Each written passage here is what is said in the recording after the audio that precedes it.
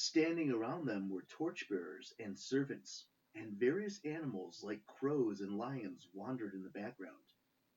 Annabeth wasn't sure what the picture represented, but it didn't remind her of any Greek legends that she knew. At the far end of the room, the altar was elaborately carved, with a frieze showing a man with an ice cream scoop hat holding a knife to the neck of a bull.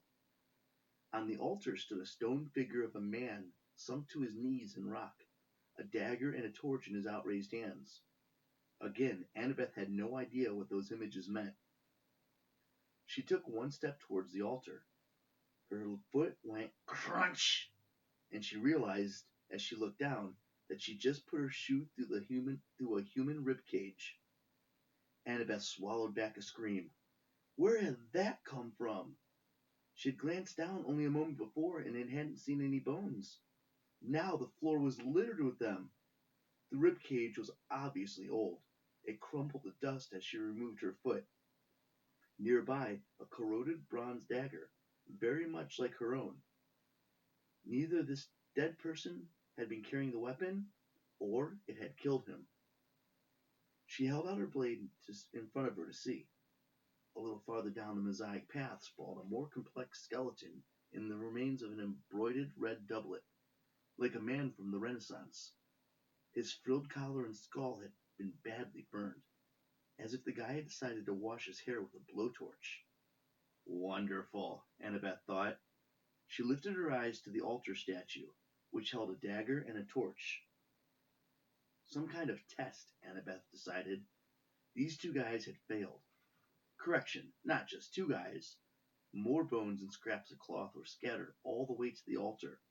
She couldn't guess how many skeletons were represented, but she was willing to bet they were all demigods from the past, children of Athena on the same quest.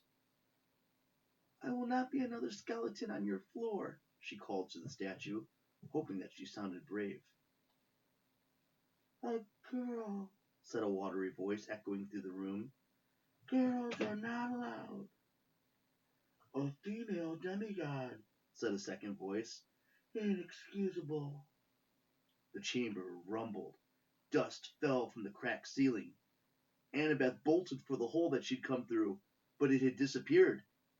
Her string had been severed. She clambered up on the bench and pounded on the wall where the hole had been, hoping that the hole's absence was just an illusion. But the wall felt solid. She was trapped. Along the benches, a dozen ghosts shimmered into existence. Glowing purple men in Roman togas, like the Lars that she'd seen at Camp Jupiter. They glared at her as if she'd interrupted their meeting. She did the only thing she could. She stepped down from the bench and put her back to the bricked-in doorway. She tried to look confident, though the scowling purple ghosts and the demigod skeletons at their feet made her want to turtle in her t-shirt and scream. I am a child of Athena, she said boldly, as boldly as she could manage. A Greek, one of the ghosts said with disgust. That is even worse. At the other end of the chamber, an old-looking ghost rose with some difficulty. Do ghosts have arthritis? And stood by the altar, his dark eyes fixed on Annabeth. Her first thought was that he looked like the Pope. He had a glittering robe, a pointed hat, and a shepherd's crook. This is the cave of Mithras, said the old ghost. You have disturbed our ancient rituals.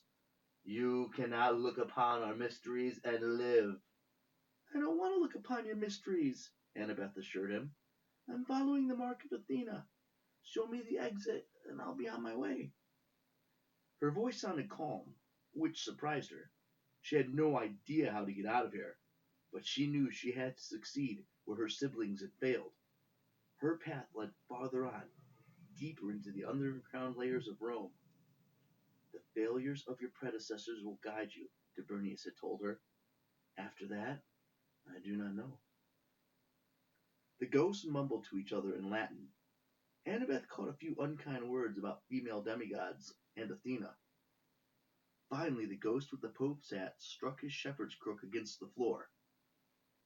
The other Lars fell silent.